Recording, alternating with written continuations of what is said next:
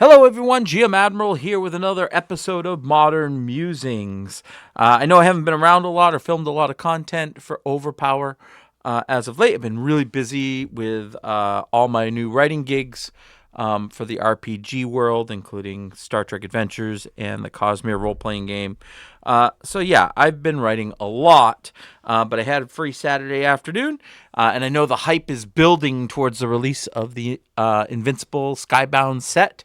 So I figured I would do another quick video about Edgar Rice Burroughs and the World Legends for new players that are going to come into the game because of Invincible. So today we are going to discuss card draw. And many of you who have been playing the game for a while know that the game is really about card advantage. And there are ways to get that card advantage through drawing cards.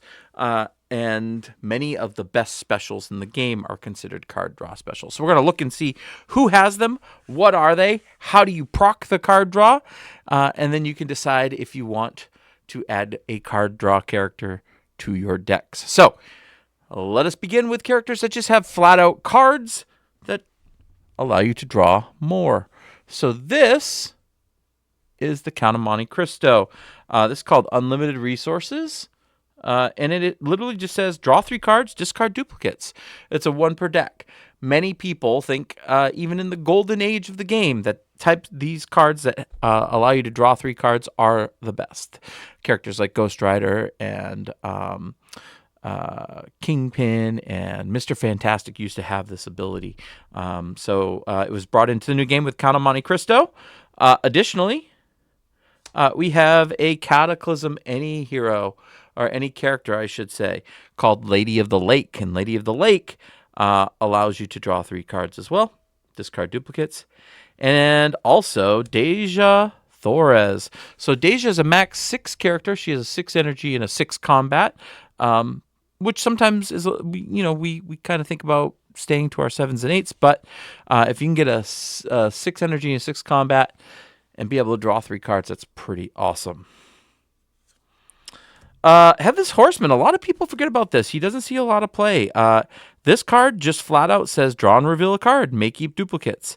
And then you may search your draw pile for, or dead pile for Mark of the Headless and play it immediately. Remember, Mark of the Headless is a card that starts on a character, and Headless Horseman gets a lot of bonuses against that character. So if that character's KO'd, you can then get this and play it on another character, or if it's shuffled into your deck, you can pull it and play it. So pretty awesome card. It replaces itself, plus gets you an additional card on top of that. That's pretty awesome. So these are the draw 4 type specials. And Victory Harbin is the only character in the game that can do something like this. Because not only can she discard 1 intelligence card usable by her to draw and reveal 4 cards, and you keep duplicates, but you can also discard another intelligence power card usable by her to play this from reserve. So you can literally discard this plus 2 intelligence power cards and draw 4 new cards. So that's netting you 1 card in the end. It's really, really good if she's on the front row, because then you don't have to discard that second card and you're netting 2. We also have, actually, the Robin Hood any character, which does the same thing, but instead of discarding intelligence power card, this you have to discard a special card. Discarding a special card is probably a higher cost than discarding an intelligence card, because specials are usually pretty good in the new version of the game. So you want to be mindful if you're taking this as your Cataclysm, that if you don't have a special card to discard, you cannot use this. So the draw 3 might be a better choice. Billy the Kid has this weird card that a lot of people forget about, because most people put Billy the Kid in reserve. But if you put him in the front row, you get access to this, which is choose and reveal 1 card from your power pack. Do not discard if it's a duplicate. So if you have an 8 combat in your hand, you can draw another 8 combat from your power pack, period. So this card is replacing itself in that way, but it says, for the remainder of game, if Billy the Kid's team lost Venture in the previous battle, you draw an additional card during the draw phase. So if you lost Venture or you ran away, conceded that battle, you can draw 9 cards the next hand, which is pretty impressive. This is also an interesting way to draw a card. It's Hilder. select slain as we usually refer to it. And you look at the top 5 cards from your deck, and then you reveal one of those cards and draw it. So instead of drawing multiple cards, you get the one card you want out of that stack, and digging 5 deep is pretty darn good to try to find either, the avoid or the negate or whatever card you need to be successful that battle. So very, very cool. Now, there are also cards that allow you to draw upon doing other things. So they're basically replacement effects. They might keep you what we call card neutral. You're not one card up, but you also will still have the same amount of cards in your hand. So this is kind of one of those from Dr. Watson, which says attack made on teammate is now made on Dr. Watson, who may defend. If this card attack hits Dr. Watson, he may draw a card. So if you need a card, you can just say, all right, send this to Dr. Watson instead of my 8 intelligence character, and I'll draw a card because of it. Joan of Arc has this burned at the stake card, which is basically KOs Joan of Arc, and then all of her hits are discarded, not added to venture total. Then teammate may draw 1 card. So this one, you have to kill Joan of Arc first, and then you can get a card to replace this one, which is good. Didn't see it coming. This is cool because it has an in-game effect for a long period of time. You notice it attaches to the Invincible Man for the rest of the game. So basically, you can choose 1 card from the power pack playable by him, which is Invisible Man, and put it in your hand that may not be a duplicate. So that's a draw. It's a card draw. It's not coming from your deck. It's coming from your power pack. And then, so this replaces itself with that by drawing a card, and then you get an additional game effect where you can play your attacks face down, which is pretty ridiculous. Leonidas. This is an interesting one, and I haven't seen a lot of people build around it. I had a deck early on that drew just cards nonstop with this. It says reshuffle all training universe cards from the dead pile into the draw pile. For the remainder of game, anytime Leonidas' team plays a training universe card, they may draw 1 card, discard if duplicate. So while this is in play, you're playing those training cards, and I know that 5 any power training card that's got the +5, lots of people are just starting to include those in in their decks. That would let you play or draw a card if you played this, which is kind of cool. Sun Wukong has a great it's an avoid 1 attack, but if you are winning if you have more missions in the defeated missions, so like let's say you ran away turn 1 and your opponent didn't, you would also get to draw a card for this. So being able to avoid any attack and draw a card, and oh yeah, by the way, it's Sun Wukong or teammate, and you can set yourself up so that this will always trigger, which is pretty good. Tars Tarkas, I know he doesn't see a ton of play, but it is a 6 intelligence attack, and if someone defends, like if they block this, you get to draw the top card and attack with that as well. So it doesn't come to your hand, but it is an additional attack heading out at the opponent, which is pretty awesome. Anubis, this one's kind of similar to what Tars does, except this is if it's not successful, so if it's defended, avoided, Anubis may attack the same target with the top card of his power pack. So Tars draws the top card of his deck, and if it is attack, he can make an attack with it. If it's not an attack, he doesn't get it. Anubis will always get an attack with the top card of his power pack if this is blocked. And I kind of put this in here. It's not really draw. Well, it's card replacement, so it does help you with card advantage in that if this hits a character, it's a 3/2 multi, and you don't get any bonuses or anything like that.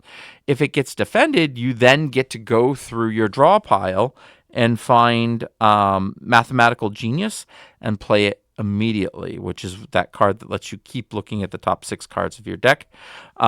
So play immediately, I love. That means the opponent doesn't get to interact. So boom, you send this to KO a character, they block it, you get your filter for Professor Moriarty, which is always good. There are several cards in the set that are avoid 1 attack, draw a card. I do want to look at some more of those. So Heimdall, I know that this has started to see a lot more play in the tournament scene, in that you can avoid any attack made with a special card. Now, that doesn't have to be a numerical attack, right? This thing can avoid a Grim Reaper, for example. So Grim Reaper and like any any specials that have special card attacks that have power symbols on them, and you just avoid it and draw a card. Can't argue with that at all. Robin Hood has something similar. Now, this is, if you're clever with Robin Hood, when you're playing against Robin Hood, you know what to do with this. Teammate may avoid one attack with a combat icon. Robin Hood may draw one card, discard of duplicates. So obviously you want to start sending all of your combat attacks right at Robin Hood, because this only allows teammates to avoid. Mummy has something similar, which is teammate may avoid attack with a power card. That one's a little bit more challenging to send them all at the Mummy, but it's a similar effect. So any power card attack may be avoided from one of the Mummy's teammates. And this one is kind of interesting in that it is a discard effect. And we're going to be looking at more discard effects here in just a second as well. Avoid one attack with a combat or brute force icon. Opponent must discard one card of their choice from their hand. So Count of Monte Cristo has a draw 3, and then he has this card where if a combat or brute force attack is sent to them, you can avoid it and make your opponent discard. Victory Harbin, she has a teammate may avoid an attack with an intelligence icon, but it's only teammate. It's not Victory Harbin or teammate. What's great about this is that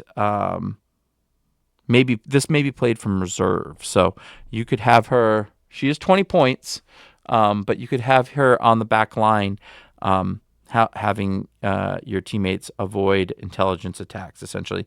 And then she even gets to go through and draw a card that is power or level 1 through 4 and place it in hand. So, and it can be a duplicate as well, which is awesome. So keeping with the avoid theme, I've got Jane Porter. Avoid one attack. Opponent must discard one card from hand. So you're not technically drawing a card, but you're making your opponent go a card down while you're dodging an attack.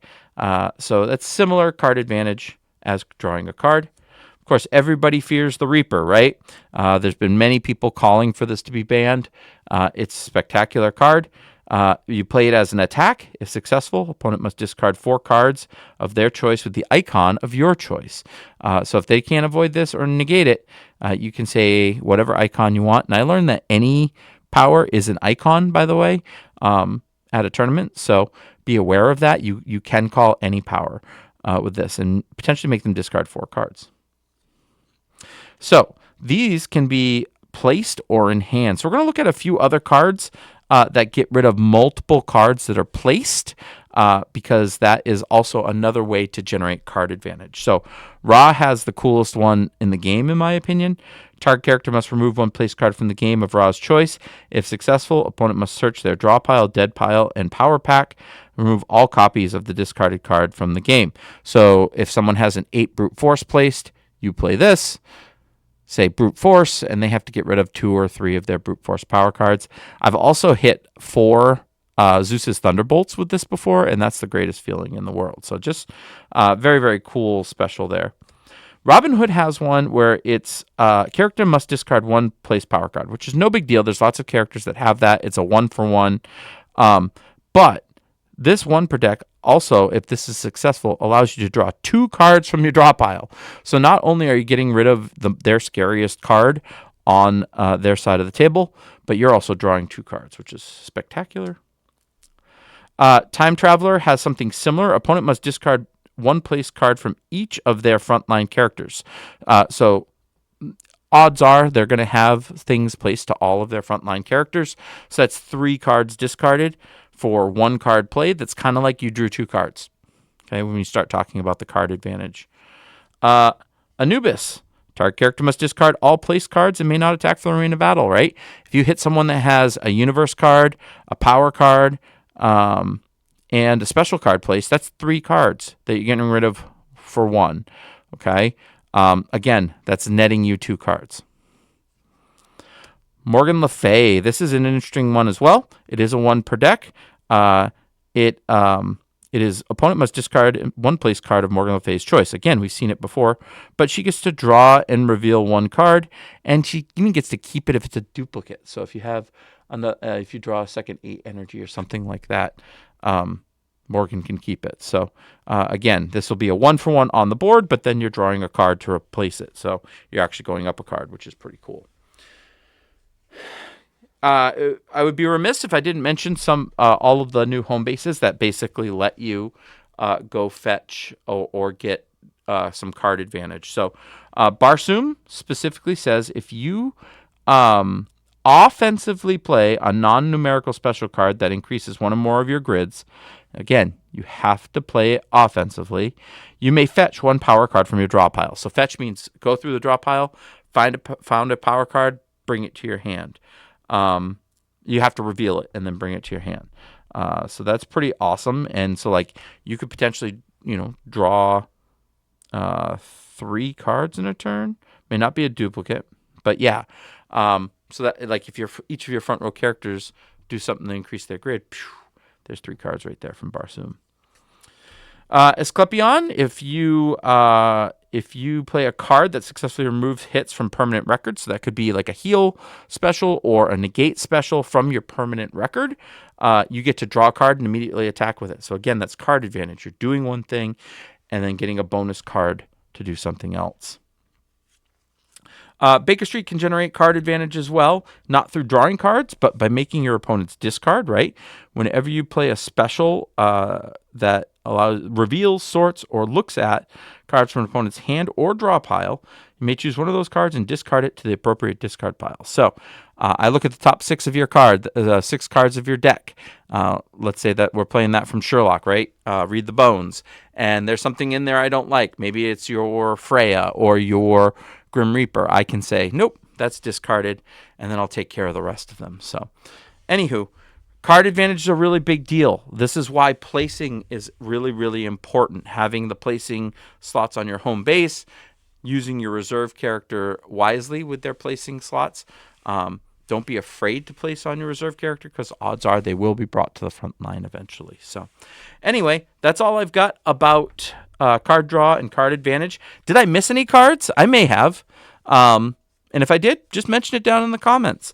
If you enjoy this type of content, go ahead and like and subscribe.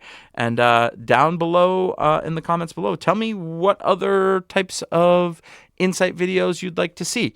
I can go over many other types of cards that there are in the Edgar Rice Burroughs set, and I will eventually get there with the Skybound set as soon as it's released at the end of August. Also, something exciting that I was able to pick up at PAX, as you are seeing. This is my Cyberforce playmat. This is the retro one. They also did a more modern one. But these playmats are spectacular. If you can get to a convention and get some of them, the quality is so good. And like living the past of Cyberforce is really, really cool. This will probably be out first quarter of next year, the Top Cow set. So I think that they've already sold out of like Darkness and Witchblade playmats, which is wild. But I think they might still have Cyberforce ones left. So get out to a con and support LRG Games. And like I said, if there's anything else you'd like to see for a video, please post below. And I'll catch up with you all next time. Take care.